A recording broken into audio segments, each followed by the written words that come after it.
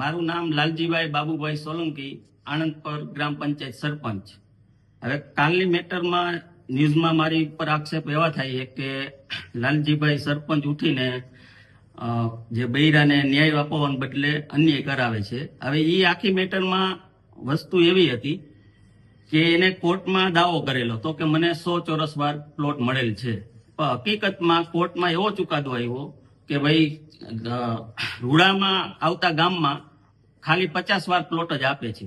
અને હકીકતમાં ટીડીઓ સાહેબે કોર્ટમાં એવો જવાબ આપેલ છે કે જે ઈ બેંક પાસે સનદ છે, ઈ સનદ આખી ઊભી કરેલી છે, ઓરિજિનલ સનદ નથી. જે સનદમાં પ્લોટ નંબર બતાવેલા છે એ પ્લોટ નંબર પણ જે પ્રિન્ટ પાસ થયેલ છે એમાં બતાતા નથી, પ્લોટ નંબર જણાવેલ આવેલ નથી. એવો ટીડીઓ સાહેબે કોર્ટમાં એમનો જવાબ રજૂ કરેલ છે. એટલે એ આખું પ્રકરણ જે એમ કે મને 100 વાર મળ્યું છે, હકીકતમાં 100 વાર તો ઠીક, પણ એને હકીકતમાં જે એની પાસે 50 વાર છે એ 50 વાર પણ એને મળેલું નથી.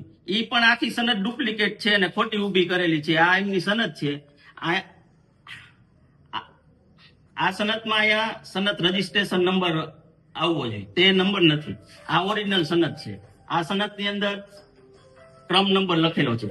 ત્યાર પછી આપણે તાલુકા પંચાયત અધિકારીનો જે હુકમ થયેલો હોય લેન્ડ કમિટીમાં, એ હુકમ નંબર આની અંદર લખેલો હોવો જોઈએ.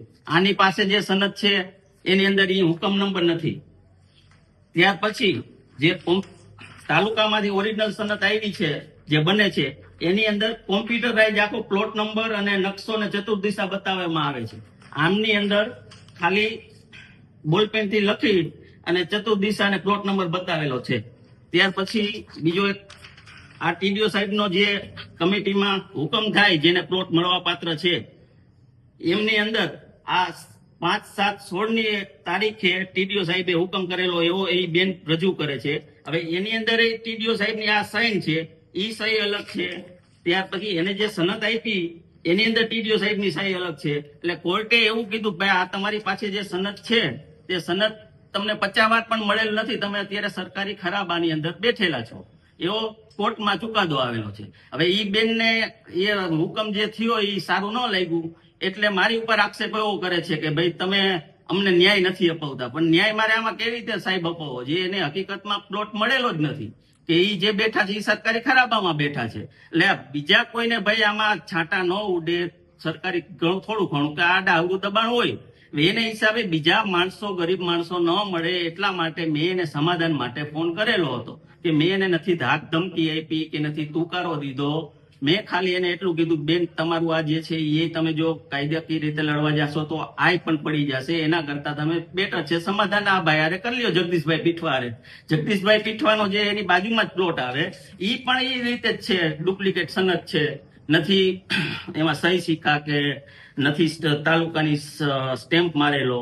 હવે કઈ રીતે ગ્રામ પંચાયત આમાં આગળ પગલા લેશે? ગ્રામ પંચાયત આગળમાં આપણે સરકારને અનુરોધ એ છે કે ભાઈ આ જે છે કાંડ, આની પાસે ડુપ્લિકેટ આ સનદ ક્યાંથી આવી તેનો તપાસ કરાવે. અને ઈ બેન એવો આક્ષેપ કરે છે કે ભાજપના કાર્યકર્તા, કે ભાજપ તો કઈ એને એવું પ્રેરિત નથી કરતી કે ભાઈ તમે આ કરો, કે આ તો ખાલી ભાજપનું કામ કરતા હોય એટલે હું ભાજપ એને એમ કહે કે તમે આ કૌભાંડ કરો. ભાજપનું ખોટું આક્ષેપ કરે ભાજપ ઉપર પણ કે ભાજપના કાર્યકર્તા કૌભાંડ કર્યું એમ.